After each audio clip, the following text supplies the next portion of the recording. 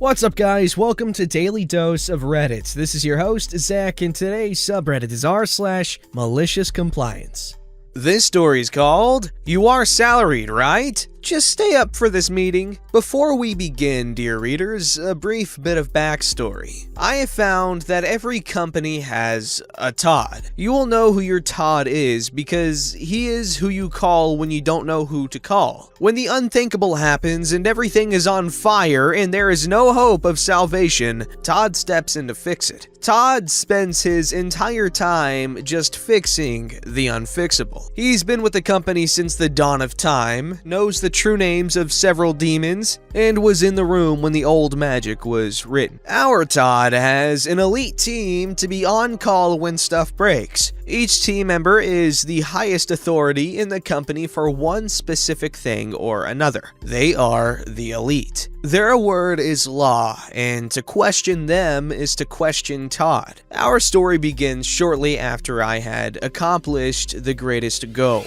and became the newest member of Todd's team. Now, my company works with point of sale. We sell computers, software, printers, card readers, and pretty much anything you need to take money from someone else. Switch, please. After years of working in the call center, I proved myself worthy of Todd's attention. I interviewed, tested, and became the specialist of third-party integration. My focus is the connection between our product and whatever weird stuff your company wants to use. Examples of this include getting smart lights to change on command from ordering kiosks, letting the staff control the new jukebox you bought with their employee ID cards, or getting the sales data for the day to report to your Canadian counterparts in both French and English, but only if someone buys the poutine star surprise that day, and other fun conundrums that only the client can fathom. It is important to note that during my time in the call center, I was paid hourly. As a specialist, I would be made a salaried employee and would be on call. After accepting the position, I was told that I would have a trial period of 1 month to prove myself. I would remain hourly, but would have a pay increase to more closely match my expected rate as a salaried employee. I would have the title change and new responsibilities of my job, but I had this month to prove I was worth the extra dinero. The first day of my new job, we get a call from one of our more needy clients. They lay out a series of demands. All of their stores must be upgraded to Windows 10, as each store makes about $10,000 a day. Taking them down for a remodel is not acceptable. All of these upgrades must be done overnight while the store is closed. If the upgrade fails, the store must be rolled back that night so they can open hourly. The window of time to do one of these upgrades is 8 hours. The fastest they have been able to do one is 10 hours. All of this means one thing.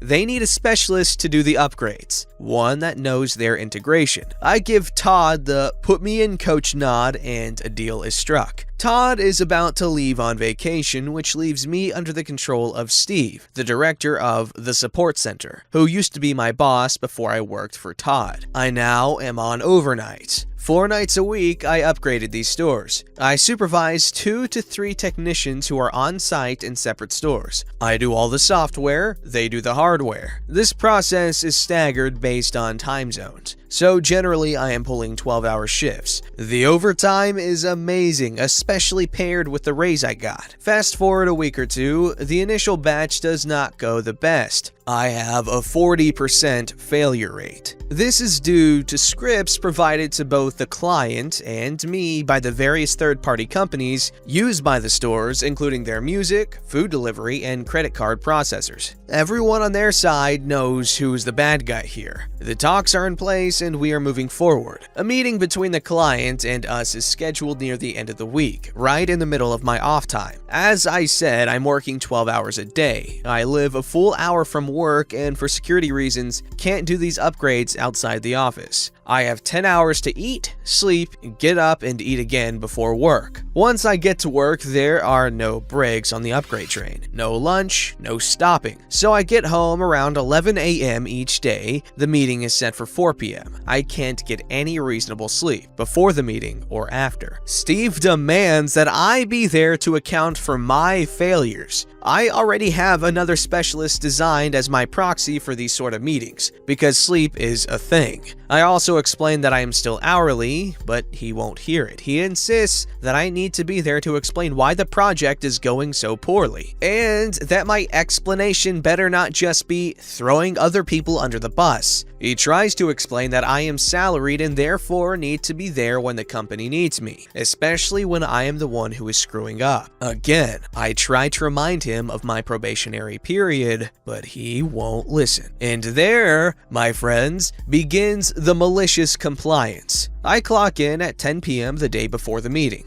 I do my upgrades, all 3 of which are successes, due to what I assume is a change in the third-party backend. The scripts I'm provided with work perfectly this time, and all goes well. The corporate contact I report to in the morning tells me the meeting is just about to go over the new changes to procedure we went through that night, and I will get the Cliff's Notes in my email. No need to attend the meeting. I thank them and sign out. Then I sit. For 6 hours, I twiddle my thumbs, take a lunch break and a car nap, and wait for the meeting. When it's time, I walk upstairs to the top floor and the conference room, where everyone but Steve is shocked to see me. I calmly take my place and wait for the meeting to start, stating that I was asked to be here. The meeting lasts 30 minutes and consists of the new procedure, praise for my diligence, and a quick overview of how the timetable will change because of the past failures. It is noted that my performance has prevented a lot of the sites from failing when they would have otherwise, and the client is pleased with my work. Steve, who had previously blamed me for the failures, sheepishly agrees that I was a good fit for the project. Then the meeting ends with the best part. The person giving the talk states that she knows I am asleep right now, so she will go over the changes with me personally when I get in tonight. Meanwhile, the guy I asked to sit in on the meeting for me will work with them to set up the changes to be deployed. About 3 hours of work, so that it's all ready when I get in at 10. The meeting ends. Steve makes a comment about the changes being done by someone with more experience and hints that it should be my responsibility. I cheerfully say that rather than waste my coworkers' time, I will just do the changes myself. I have my 3rd or 4th wind by now and am ready to go. At the end of day 2, I have spent 36 hours at work. Caffeine is my only salvation, and we are almost done. Near the end. I am basically waiting for my technician at my last store to finish testing, so I tell him to call me and shut my eyes for about half an hour just to rest a bit. All is well. I get called, everything is green. The vigil is over. 2 of my friends insist on driving me home, where I promptly pass out into the most heavenly sleep I have had in ages. I wake up to an email asking me to head into work for a meeting with HR. It is my day off, so I am kind of perplexed. I head on in and apologize for being fashionably late. The meeting is with the head of HR, who has a report that I was sleeping on the job. There is camera footage of my 30-minute power nap. I calmly explain that Steve had asked me to show up to the meeting and then asked me to stay later to set up the changes, and by the time I took my nap, during what I call my paid 30-minute break, I had been in the building for 35 hours. I politely remind the HR head that I am on my trial period and will be expecting overtime pay for that time. It came to about 33 hours and change due to my extended lunch break. Todd returned from his vacation and tore Steve a new definition of duties. From then on, he would not be given control over Todd's team when he was away, and we would report directly to the CEO. The project completed without much incident, and I passed my probation with flying colors. A bit more info since people are asking. Steve would later be fired several months later due to a similar situation where he threw someone so hard under the bus that everyone stopped and saw how uncool that was. He was replaced with new Steve, who is a superior Steve in every way. A good test of someone's personality is to put them in charge for a little bit and see how they handle that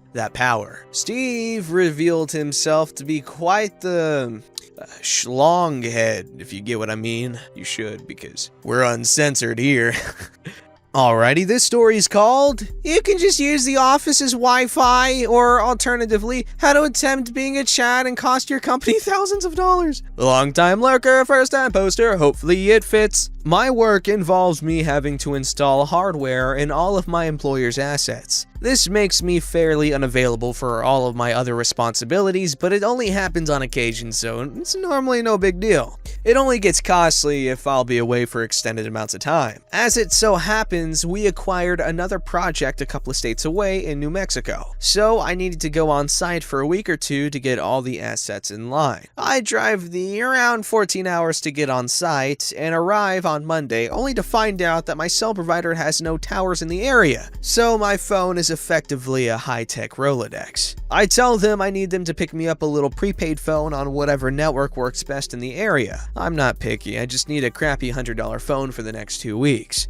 They tell me they'll have it waiting on me in the office Tuesday morning. The thing about my job is, I typically answer to no one besides the owner of the company. I know my job inside and out. I know who I need to talk to whenever I need something, and I'm damn good at what I do. I'm not a complete ass, but I'm used to my employer giving me whatever I say I need because they know that if I want something, there's a reason for it. Enter our problem. The project lead for this project moved over to my company when we bought the project out, so he feels like he has something to prove. When I arrive on Tuesday morning, I ask the supply tech for my new phone. He twirls his thumbs a bit and tells me he was instructed to tell me I need to talk to the project lead. I thought this was odd, but figured maybe he just wanted to introduce himself. I enter his office, and my first impression is that this might be the smuggest looking prick I've ever met. I've long learned that my first impression of someone is usually accurate, so I mentally buckle down and prepare for a dookie party. He skips over introducing himself, I assume because he is so important I should have read his autobiography at some point, and immediately jumps in. "You the one that wanted the phone?" I nod in affirmation, and before I can speak, he dives back into his monologue. "No one else around here gets a phone.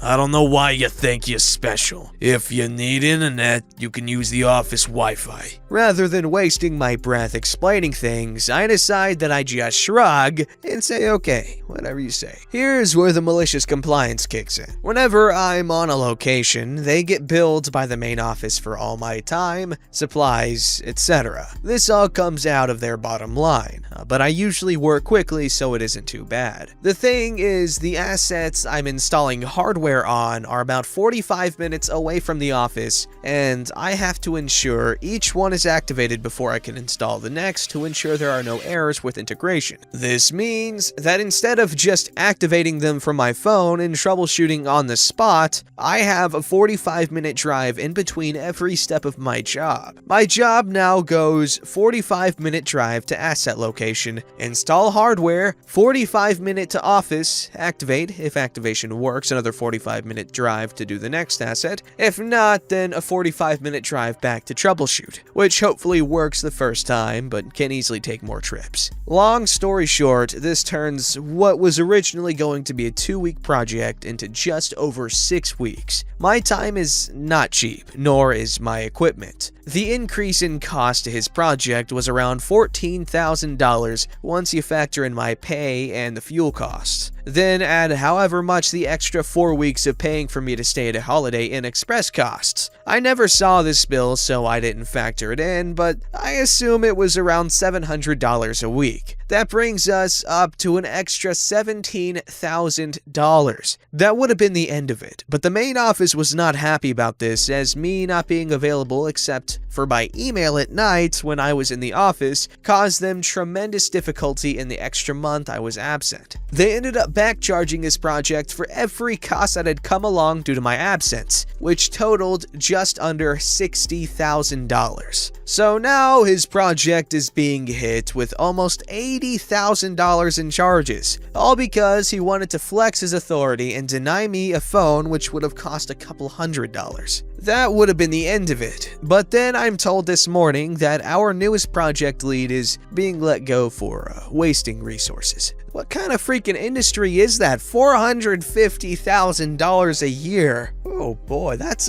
a lot of money. I think that's as much as the president makes, right? I mean, at least not currently, because didn't he take the $1 salary? I'm pretty sure that's the presidential salary. That is insane. Don't forget to like, subscribe, and hit that bell to never miss an episode.